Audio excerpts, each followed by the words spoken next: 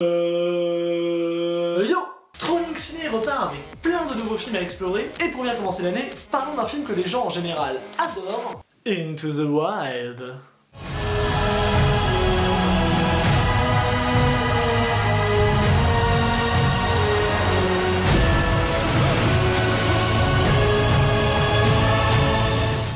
Il est vrai que tu croises rarement quelqu'un qui va te dire « Ah ouais, Into the Wild, grosse merde hein.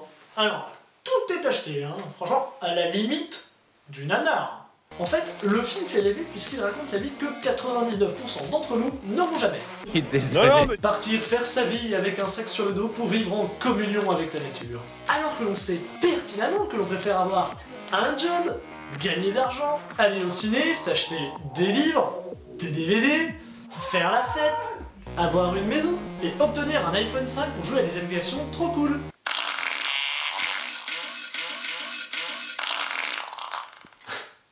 Mortel. En réalité, ce qui me dérange le plus dans ce film, c'est souvent l'hypocrisie de certaines personnes vis-à-vis de ce dernier. Ah non mais tu vois, moi j'adore ce film, parce que je m'identifie mais totalement au personnage. Je veux dire, partir faire un total road trip avec juste un sac sur le dos, c'est grave mon délire quoi. Qu'est-ce que tu fous dans le commerce national?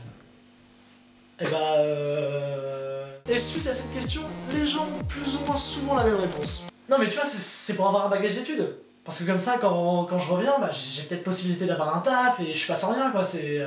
Bon, dans ce cas-là, autant appeler ça tout de suite une année sabbatique à l'étranger. Parce que le mec, lui, dans Into the Wild, il revient pas, hein. Mais bon, pour tous ceux qui voudraient vivre la même expérience de vie que ce jeune homme, ainsi laisser derrière soi toute sa jeune vie et partir à l'aventure, sachez que vous ne bénéficierez pas forcément de la même chance que lui. Parce que quand tu pars te réfugier au fin fond de l'Alaska, tu tombes rarement sur ça.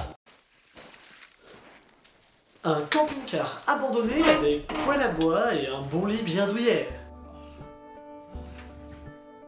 L'histoire de ce petit camion m'intrigue beaucoup. Je pense que les gens qui l'ont laissé là devaient être vraiment mais dans la merde pour ne même pas tenter de venir le chercher. T'abandonnes jamais ta caisse parce que c'est trop compliqué de repartir. Putain, la Skoda Tuning est coincée dans la boule. On va devoir la laisser là. Ben non, mais au pire, c'est pas grave, on appelle la fourrière, on vient chercher. Oh ouais, non, ça c'est bien trop compliqué. Hein. Tant pis, on l'abandonne ici, c'est pas grave, je m'en rachèterai une autre. Allez, vas-y, on y va. Ensuite, pour tous ceux qui ont fait du kayak dans leur vie, on sait bien qu'au début, c'est super compliqué.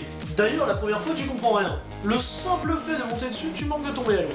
Tu sais pas comment tenir une rame, t'avances pas, tu fais des tours sur toi-même, tu rames comme un malade, t'es super fatigué, il est plein de flotte, t'arrives pas à le remonter, c'est super chiant. Mais alors lui, dans le film, son premier jour de kayak, ça lui pose aucun problème.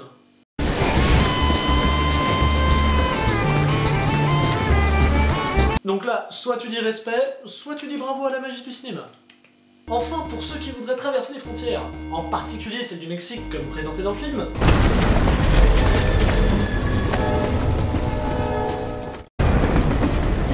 caravane à vendre à louer, chambre pour 50 sous, sans téléphone, sans animaux. Je pense que clandestinement, c'est relativement compliqué. Parce que moi, ce dont j'entends parler, ça ressemble plutôt à ça. South of the border, down Mexico way. Parce que eux, quand ils passent la frontière, je pense pas qu'ils prennent ça vraiment à la légère. Si, maman. Et on fait tout le monde les gens ont la fâcheuse tendance à juger trop bien un film pour cet aspect. Ah non, mais les paysages sont vraiment magnifiques. Non, sérieusement, j'ai été ému par la nature.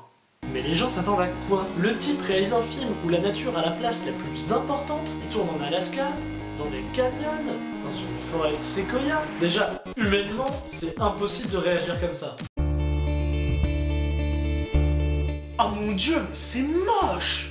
Alors que normalement, tu vois ça. Si, me gusta! Et quasi à chaque fois, que ce soit les gens et bien souvent les critiques de cinéma, avec ce genre de film, peu importe la qualité, on retrouve dans la plupart des cas la même chose. Non, tu vois, ce qui est dommage avec ce film, c'est que bon, le scénario et la réalisation sont ratés quoi. Franchement, les paysages sont magnifiques. Vraiment, j'ai été ému par la nature. Mais attends, c'était quoi le titre du film?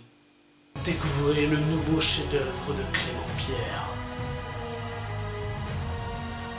Toto fait caca en Alaska. Et voilà, Chronique Ciné se termine, mais un nouvel épisode est déjà en préparation. En attendant, si cette vidéo t'a plu, tu peux très bien la partager sur ton mur Facebook. Mais tu peux très bien aussi, si tu le souhaites, t'abonner à ma chaîne YouTube. Si, YouTube. Non, par contre, toi, tu dégages, hein. Et que viva Mexico, tica tica. Allez, ciao.